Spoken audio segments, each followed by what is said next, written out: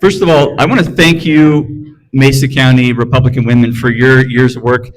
Fighting for conservative principles is something you've been doing long before any of us ever ran for office. And one of the things I've learned is that campaigns come and go and candidates come and go, but Republican women are forever. So thank you, Mesa County Republican women.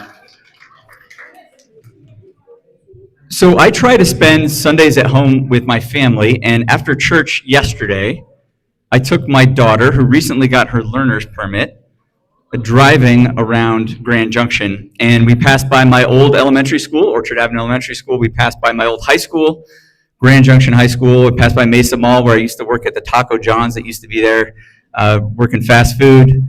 And then, of course, my first real job after college at the Grand Junction Area Chamber. I almost got nostalgic, but having a teenage daughter driving you tends to sharpen your focus. It is hard to dwell on the memories of growing up here in Mesa County when you are gripping the armrest, trying to calmly say "brake, brake, brake" with your daughter. But driving around this wonderful city reminded me that my daughter is seeing the same town through her eyes that I saw through mine growing up here. This isn't just the congressional district that I serve.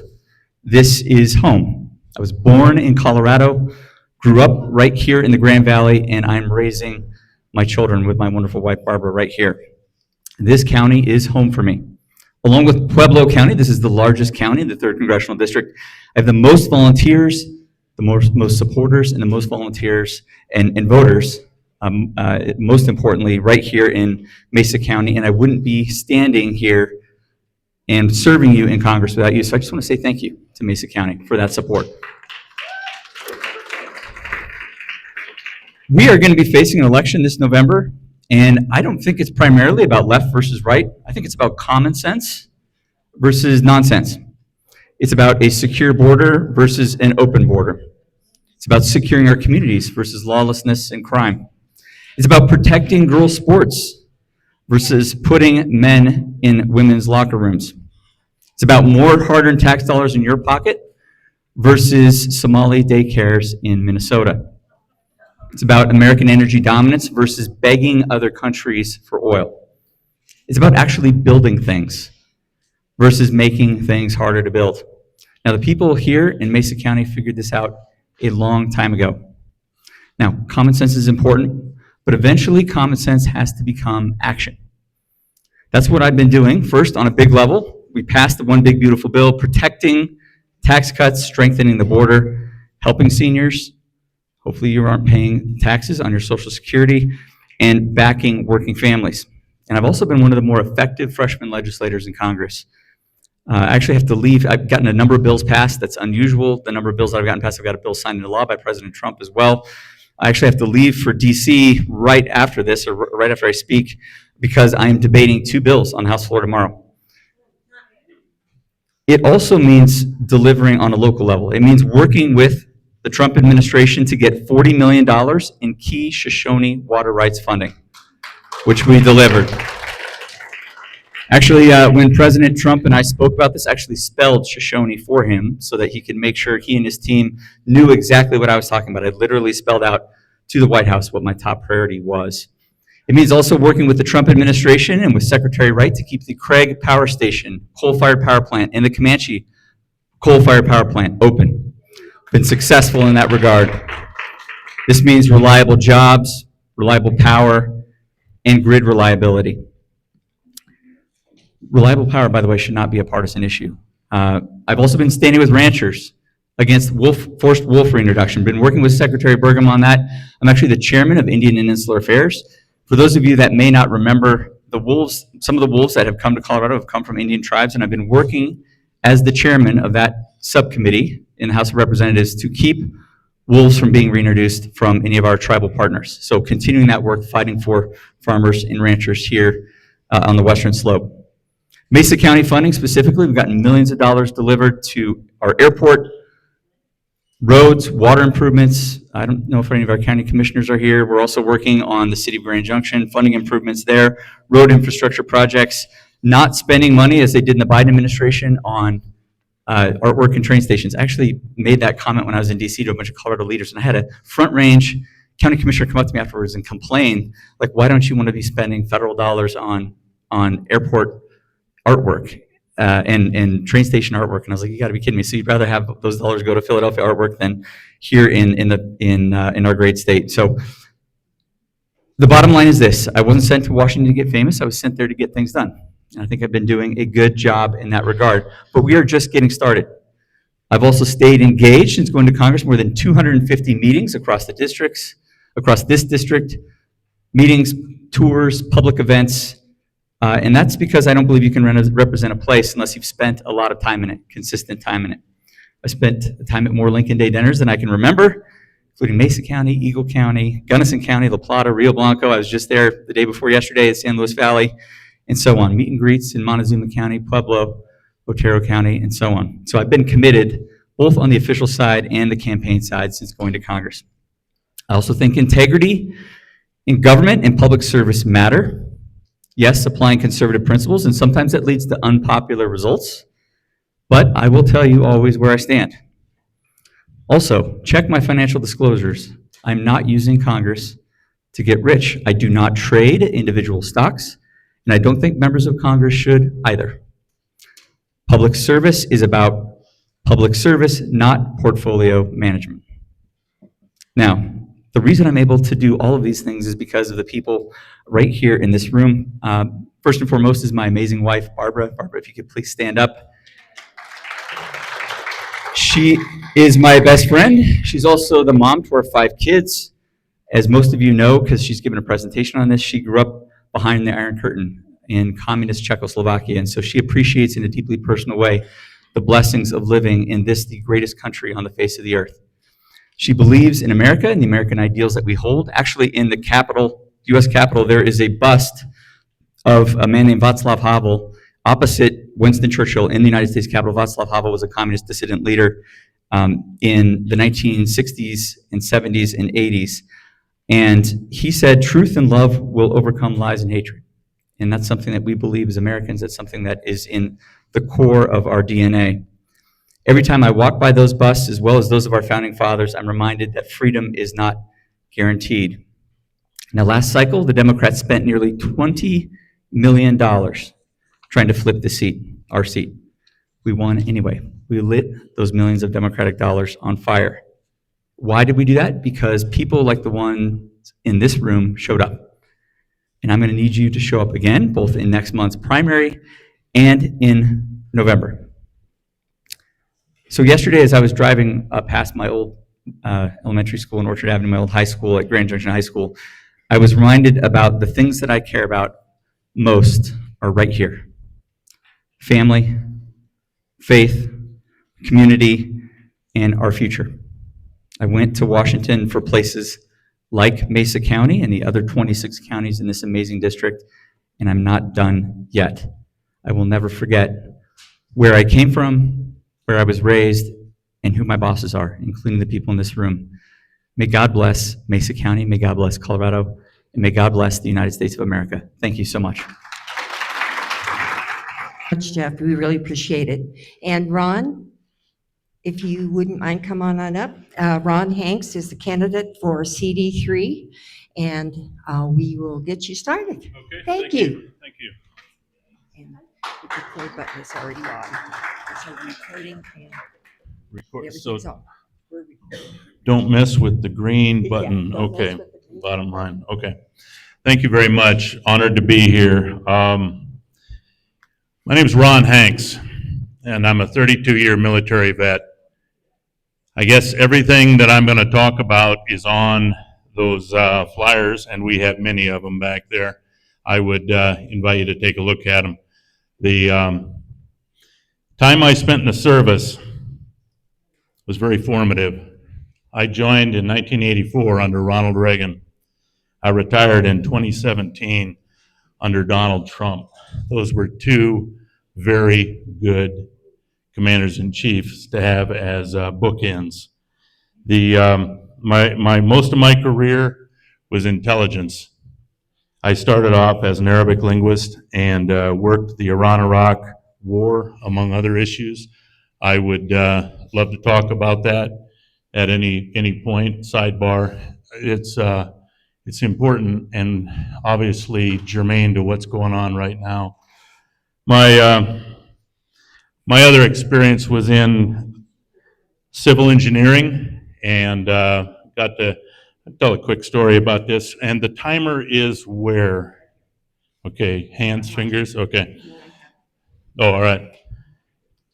Um, One of the things I did was combat engineering, where we did air base recovery after attack. And when I was going through Arabic, it's a kind of a dicey course, and they said, if you don't pass this, we're going to end up putting you out painting stripes on runways. And that was motivation. But then after doing that for about 11 years, through the Gulf War and through the Iran-Iraq War, my time was up, stepped away, decided to join the reserve, and I wanted to get my boots dirtier. And so I was in civil engineering doing what they call prime beef. Not important, but one of the jobs was base recovery after attack, rapid runway repair. And one of my jobs was painting stripes on runways. And I got to be honest with you, I loved it. If I had only known that being out there and working heavy equipment and stuff, I might have never made it through Arabic, but that formed my career and everything that came from it. Global war on terror and really my perspectives on national security. So, that was my background. When I wasn't working, this was active duty, reserve, a lot of active duty in reserve status, and even as a civilian. But when I wasn't doing that, I did some fracking up in North Dakota, and I got a sense of what the American energy system is. And my dad was in nuclear power and the timber industry as well, so I have some pretty good backgrounds in those from a very good mentor as we'd go out and cruise and cut timber. But all of these things kind of have formed my impressions. And the world that we're in right now, those are part of the big issues. As far as national security, energy is a national security concern. I've been fighting for the energy system, been experienced in it, and I would like to see CD3 be a net producer of energy out into the American grid. And I'd like to preserve the coal as much as we can. They've made it very difficult by the reclamation projects, but there is still coal here. It's got high BTU rates, and we should be using that. I believe also, if it's too late to use, to keep some of the plants going, let's instantly put natural gas turbines there, and let's get power out onto the grid. And I'd also support, and I think we're ready for it, small modular nuclear reactors. And we can be, thank you, we can be a massive energy producer for the United States, and I think that's important. And I think we'll get leftist buy-in, left-wing, Democrat, whatever you want to call them, on the nuclear because they care about AI. And whether or not we decide to have AI in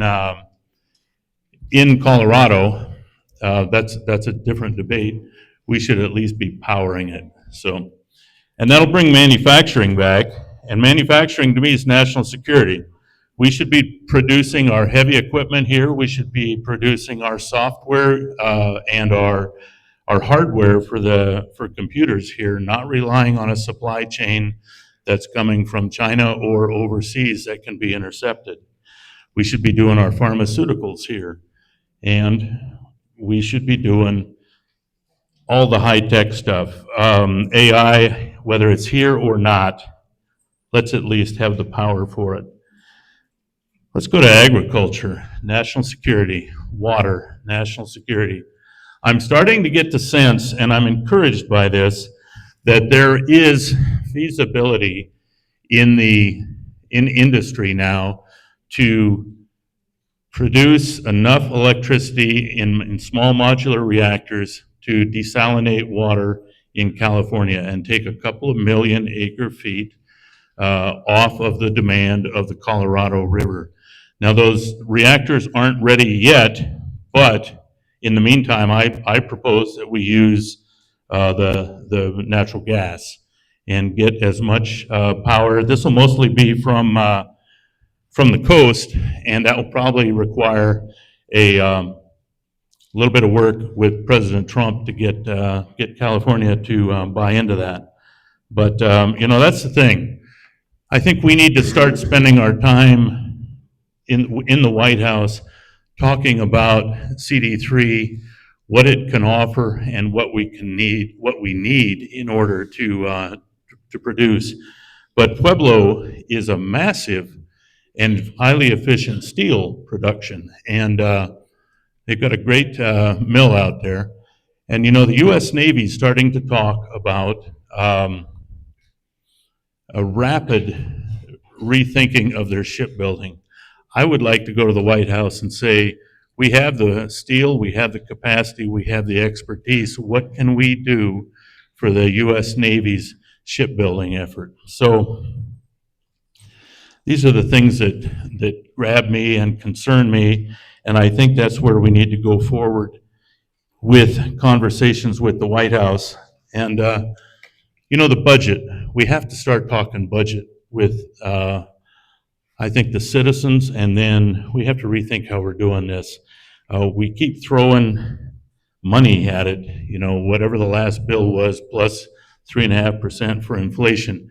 I think we need to look at actually holding the Congress accountable to the idea that they must review every budget item. I would recommend that we do zero-based budgeting and start every department from zero. No more omnibus spending, no more continuing resolutions. We take all these different departments and we look at them line by line by line. The big money, the big lobby, all want to just throw more cash at it. I think we're out of it. Elon Musk made an interesting comment about the Doge process, and it was recent. He said he thinks fully half of the federal budget is fraud or waste. Even if it's not, what if it's half of half? That's a $7.5 trillion bucket that the Congress gets every year, and they get to dole it out among their friends and the NGOs that then back channel it back into the system, elects a lot of Democrats. I'm pretty sure there's a lot of Republicans benefiting from this. And if we had, in a $7.5 trillion budget, if half of it was never taken from the people in the first place, that would be the most anti-inflationary thing we could possibly do. When it comes to like the oil, the prices now are high. The best we can do at the federal level is reduce the gas tax, suspend the gas diesel tax. That gets us 20 cents a gallon, 24 cents a gallon. It's a good idea. It's not nothing, but it at least gets us moving in the right direction. But in a $30 trillion economy, what if we gave $3.5 trillion of it back to the people? Or as Ronald Reagan said to John Anderson back in 1980, where he said, if you're going to give it back to them, why take it from them to begin with? We ought to be talking also about the idea of a tax holiday in 2027. I'm not really sure the federal government needs our tax money. They just print the money anyway. They just got us doing taxes to keep us busy and to keep us under their thumb. So I think that's something I'd like to take to President Trump as well. So we have some big concerns here, and the reason I'm running, these land grabs that the current office holder has co-sponsored with Bennett and Hickenlooper, I find to be deplorable, and those will go away when I'm elected. I also think that we have here a 64% conservative by Heritage Action. Now, Donald Trump just got rid of Thomas Massey, who's an 84 conservative by the same standard. And he was actually irritated at Lauren Boebert, who's a 98% voter. So what are we doing here with a 64% Heritage Action score Republican? It's a disaster. You know, we have votes that prove it. The Ilhan Omar vote was a disgrace. It wasn't just on Charlie Kirk. Remember that she also said 9/11, that was that date where some people did something. You know, this woman doesn't bear protecting under the First Amendment. That's not what that censure vote was about. Jeff Hurd voted for that. Tariffs. Donald Trump is doing a masterful job with tariffs. Jeff Hurd voted against it. I would vote for it. I would allow the president the leverage to move forward. These kill switches on vehicles, that's coming. He's the only guy in Colorado that voted for it. Listen, I'm vested in this country. I put in 32 years.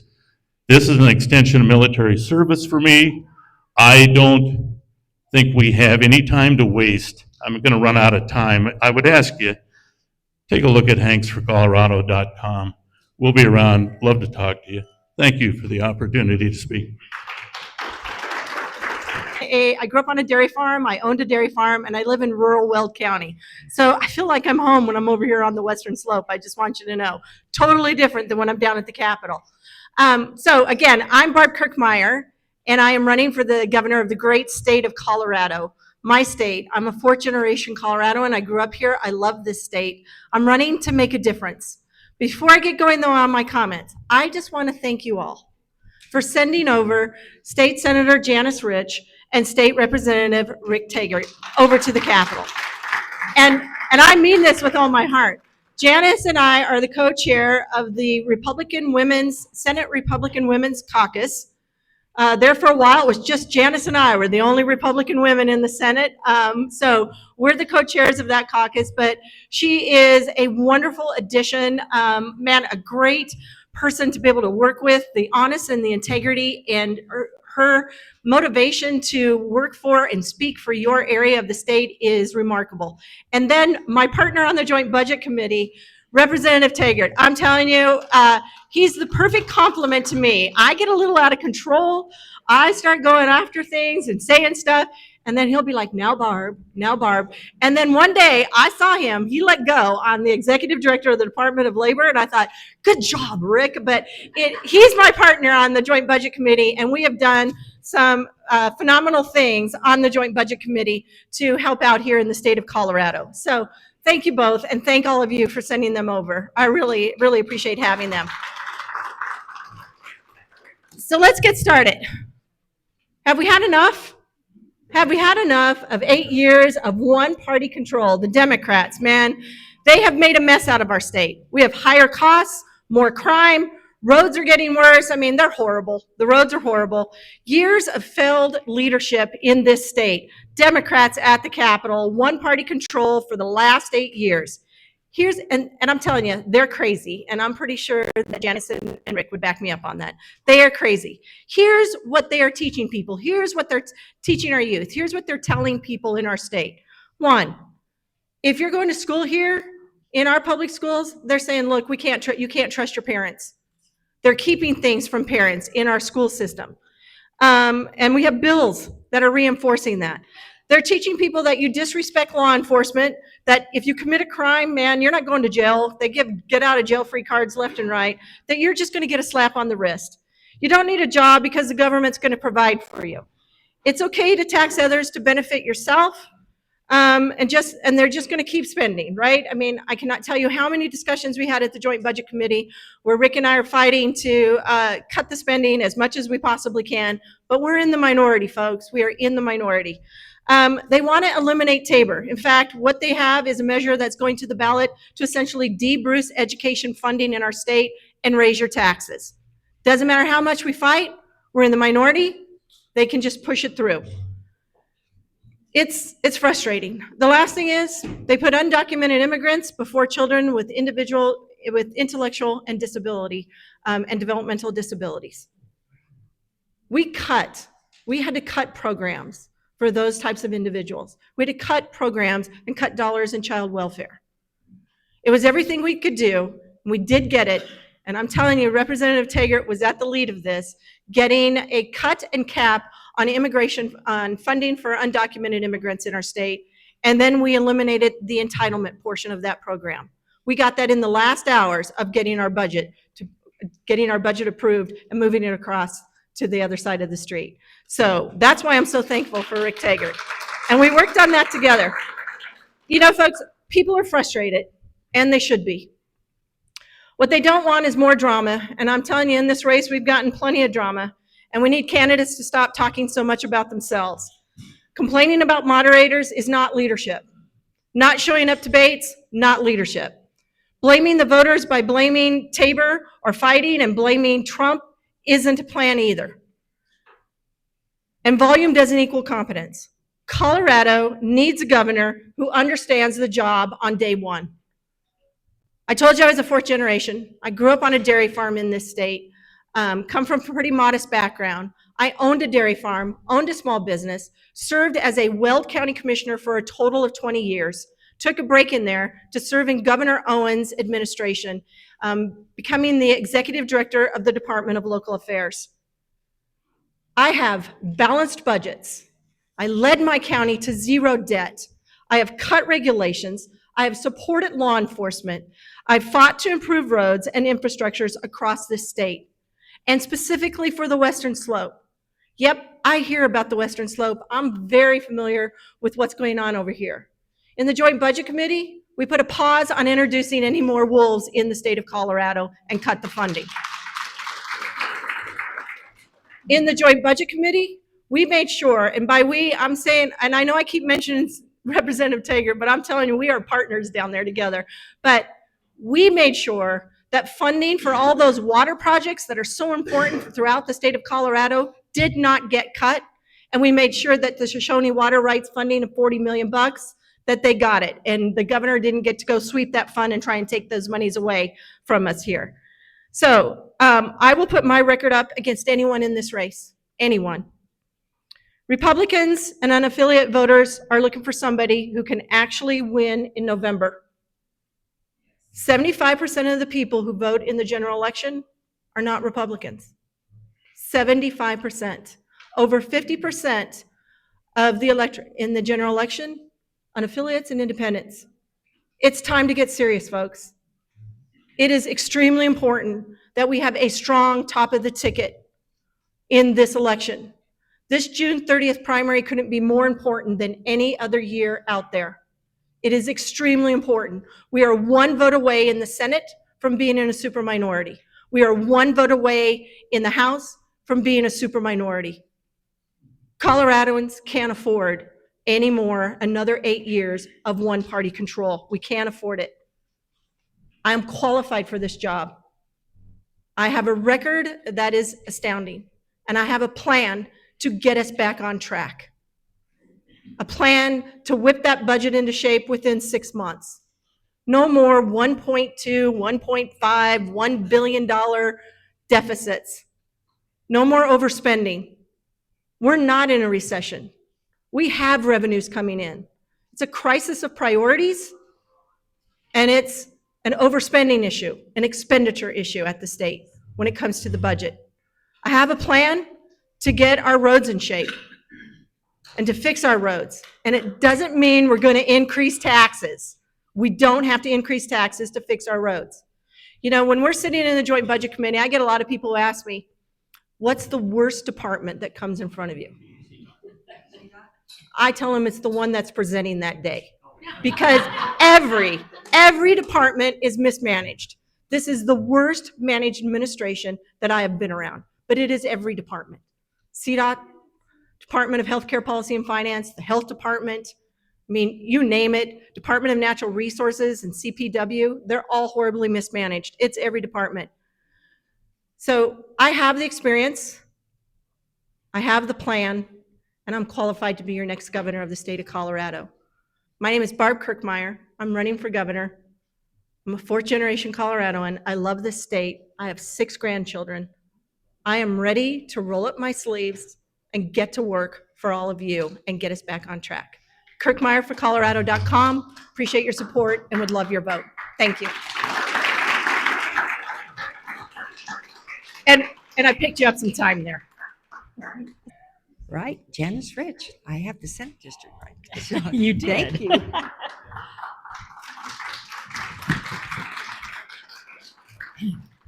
Hello, Mason County Republican women and gentlemen. I have been a member of Mesa County Republican Women since the 80s.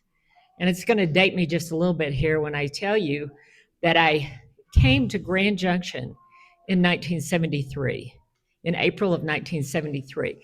I knew when I drove down North Avenue, this would be my home. And it's been my home ever since. And you, Mesa and Delta counties, are why I love this place. It's always with pride that I represent and fight for the people from the best slope of Colorado. As Carla said, I am Janice Rich. I am the Colorado State Senator and Minority Whip, Senate District 7, and I am running for re-election to continue as your state senator. Now, many years ago, like 8, when I was first running for the legislature, I spoke to the assembly, the delegates at the county assembly, about my dad and a pencil that I have. It has his business logo on it. And I have kept it with me in every desk that I've ever had, in every job that I've ever had, because he would always remind me, learn the job, be on time, always be respectful, and don't forget who you work for. I've never forgotten. For me, running for office has never been without a conversation with God. And when he put me on this path, I recognized that it would come with great responsibility. Ronald Reagan once said, "We are never defeated unless we give up on God." I never give up on him, even when I'm in that Capitol with Senator Kirkmeyer or Representative Taggart. He's always with me. And when I look at proposed bills, I think about how will this affect Mesa and Delta counties, the counties I represent? What will this mean for the Western Slope? And whether it's agriculture, water, local businesses, education, housing, protecting parents' rights, protecting the unborn, access to health care, public safety, defending the Second Amendment, I always vote to protect what's important to you. And I always stay true to my conservative principles. Now, this current Democrat one-party rule may get their way, but we will have our say on every bill, in every debate. What's important to the Western Slope will be heard. As a Republican senator, my focus has been and will continue to be on practical solutions, prioritizing public safety, expanding educational choice, protecting our water, and making Colorado more affordable. The governor is always quick to say, he has made Colorado more affordable. Now, I would argue, how can that be? Since Colorado is now the third most expensive state to live in this country.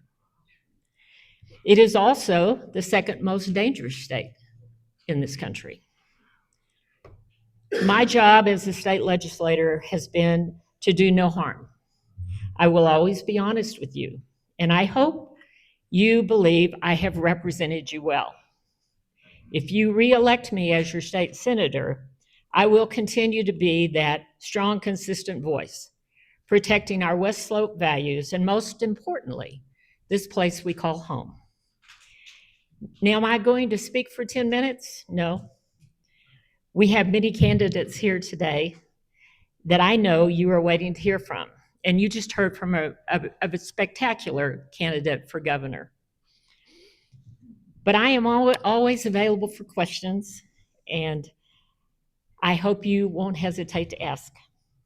I am Janice Rich, and I'm asking for your trust and your support to continue as your Colorado State Senator for Senate District 7. God bless each of you. God bless the state of Colorado, and God bless the United States of America. Thank you so much. Next up, going to be calling up Jason Bias. He's running for House District 54. And those of you who might need a sample ballot, your sample ballots are orange, okay? If you're in House District 55, when Rick speaks, your ballots are blue. So let me know if you need a blue ballot. So Jason, thank you so much for joining us today.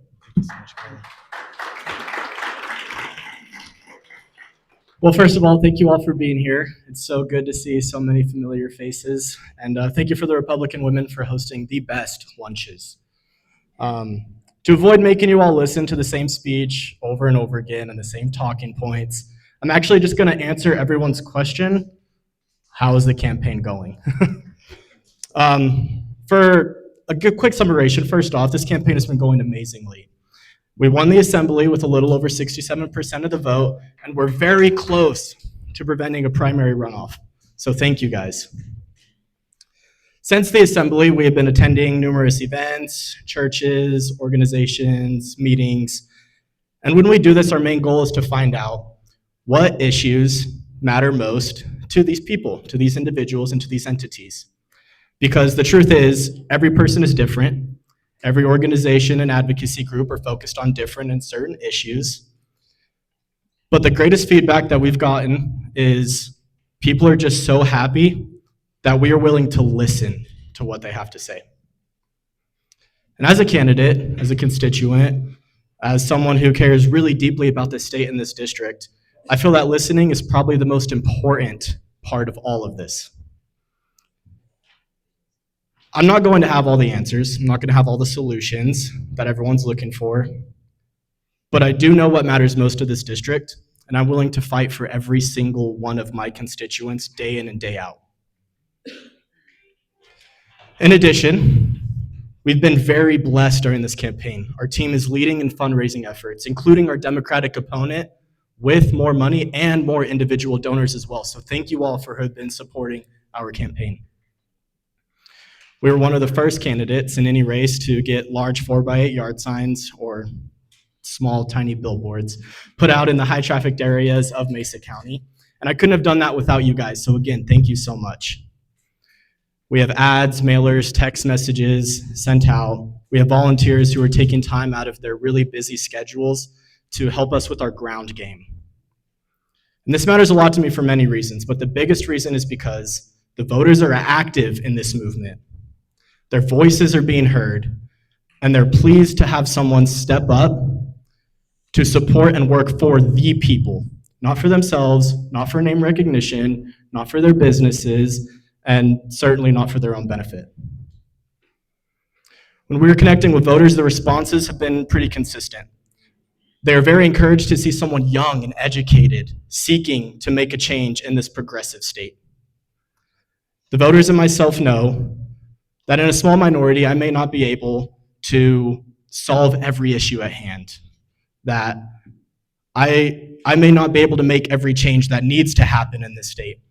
But I promise to do my best, and I promised to vote exactly how this district needs me to vote. I jumped in this race because I felt a calling to stand up for the Western Slope. I couldn't up and leave the state and raise my kids in a much easier or simpler state. I needed to take a stand and defend our way of life because that's what a true Coloradan would do. We're gritty, we have integrity, and we do what's right even when it's hard and seems impossible. But, thank the Lord we're in his house, with God nothing's impossible. Our signs say faith, family, and freedom. That's because we put God first, our family second, and our liberties right after that. Everything else comes dead last. We earned endorsements from the Talbots, from Colorado Right to Life, from Rocky Mountain Gun Owners, and for that, we have been labeled as the most conservative candidate in this race. When I had breakfast with Charlie Kirk in 2024, he told me to get involved. Get involved with your local GOP, run for office, and make a difference, Jason. So after countless hours of praying and making a solid decision with my wife, thank you for being here and supporting me, we agreed that this was time. We had to continue the youth movement that Charlie Kirk started. We had to make sure that younger generations had a seat at the table, We had to have someone who would defend God's kingdom, and we had to have someone who put themselves last and their district before them. I am that candidate. We have plenty of space for anyone who wants to get involved and join our team, so please reach out to James or Jess in the back. They are organizing and leading our volunteer side. And nothing in this campaign would have been possible if it wasn't for you, if it wasn't for our volunteers and supporters. And so for that, again, I want to emphasize a huge thank you to all of you guys. I will end with this. Vote your heart in the primary, but vote your party in the general. Regardless of who wins any race, we need all Republicans to come together for the general to ensure that we win this, because we're at a turning point in the state of Colorado. We actually have an opportunity to win the governor's seat, to win more Senate and state seats, to flip some county seats as well, but we need to come together as one big Republican family to do so. If you're on the fence on who to vote for in my district, just remember when the ballots get sent to you and you see it first in your hand, be biased for Colorado, and I humbly ask that you vote bias for Colorado. God bless you all, and thank you so much.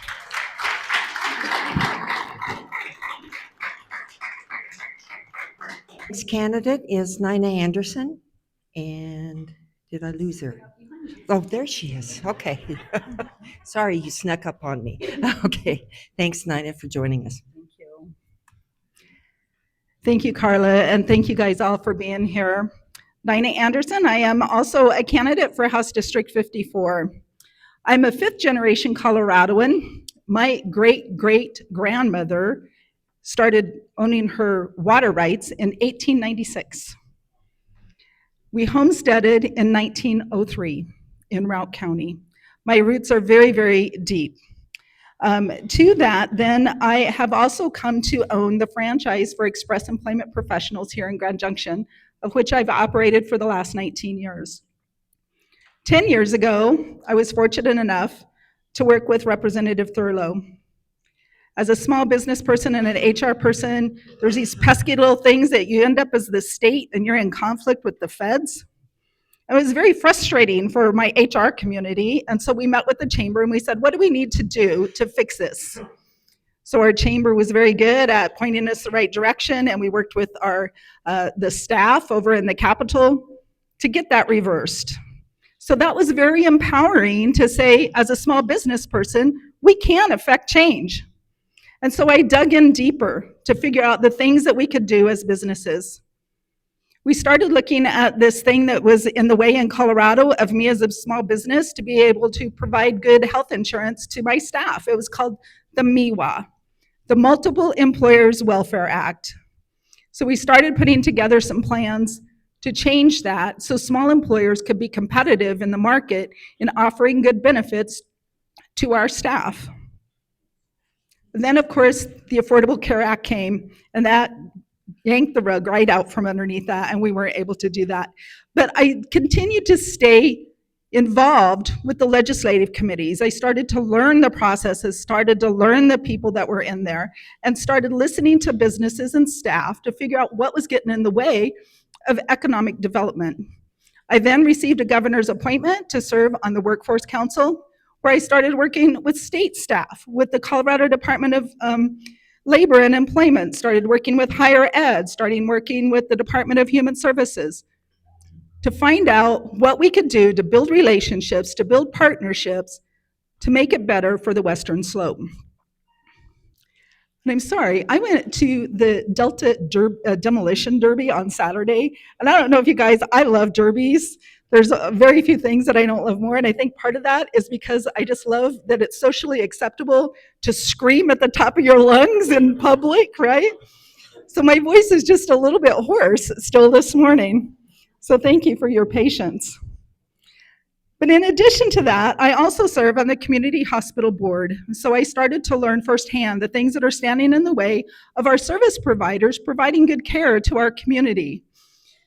You know, we used to have it really pretty good here with Rocky Mountain Health Plans because they focused on our community. That got taken away from us too. So that has been unfortunate. On the water and how that affects us locally too, as I said, my family first owned water rights before women could even vote in the nation, let alone in the state of Colorado.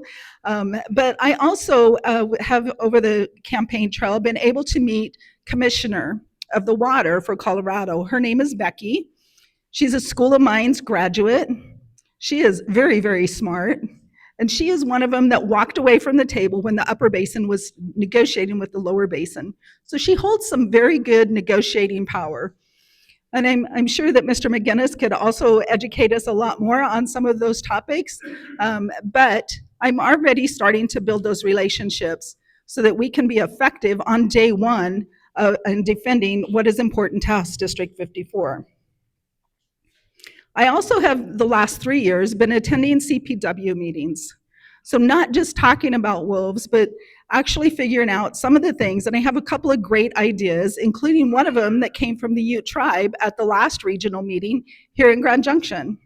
And the things that can happen, not just with wolves, but with other wildlife. The big topic of our last CPW meeting actually had to do with prairie dogs. And there were like an hour and a half spent talking about prairie dogs. So one of the things that I'm very interested in doing is figuring out where those dollars are going. Are park fees going to parks, or are license fees going to wildlife? How do we audit that? I have been involved in auditing and doing forensic audits on financials inside of businesses for multiple years, even prior to coming to Grand Junction when I was with a publicly traded company in Boulder. So I have the skill set to dig into those financials and figure out what is going on there. There was also an article in the paper this morning that was just totally misconstrued about energy and about the contribution to the greenhouse gases. So I have a relationship with Western Slope Koga, called them and said, tell me really what is going on. A lot of those emissions were measured along the Front Range. Colorado has already driven out all of our extraction in Colorado. So anything that is extracted in Wyoming and Utah, the air doesn't recognize that there's a state line, right? It doesn't recognize that there's independent nations either, so it kind of goes all the way around the globe. So some of those points can be countered if you have the right relationships and you have the right people who can give you the right facts. I've been working on building those relationships for the last 10 years, and I'm happy to take them to work for House District 54. Also, a component of our rural infrastructure is Grand Valley Power and the things that is coming out of the PUC. The last 3 years, I've attended the JOLT meetings, which is the Joint Organization Leading Technology, has an awful lot to do with our power grid. It was founded up in the Craig area by somebody that worked with my dad.